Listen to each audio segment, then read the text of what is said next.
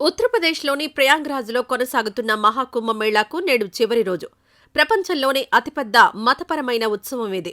144 సంవత్సరాలకొకసారి జరిగే ఈ అపూర్వ ఘట్టంలో పాలు పంచుకునేందుకు కొన్ని కోట్ల సంఖ్యలో భక్తులు కుంభమేళాకు హాజరయ్యారు.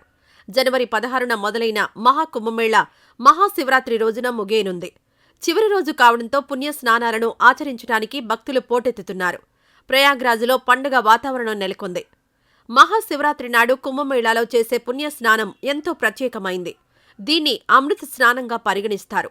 మకర సంక్రాంతి తొలి అమృత స్నాన పర్వదినం. దీని తర్వాత మౌని అమావాస్య, వసంత పంచమి, మాఘీ పూర్ణిమల్లో కోట్లాది మంది అమృత స్నానం ఆచరించారు. చివరిగా మహాశివరాత్రి నాటి అమృత స్నానం ఆచరించడానికి కోట్లాది మంది ప్రయాగ్రాజ్కు వస్తున్నారు. ఇప్పటికే త్రివేణి సంగమంలో పుణ్య స్నానాలను ఆచరించిన భక్తుల సంఖ్య నేటికి 65 కోట్ల మందికి పైగా చేరినట్లు ఉత్తరప్రదేశ్ ప్రభుత్వం వెల్లడించింది. అయితే కేవలం మహాశివరాత్రి రోజునే దాదాపు 5 కోట్ల మందికి పైగా భక్తులు స్నానమాచరించి ఉండొచ్చని విశ్లేషకులు అంచనా వేస్తున్నారు.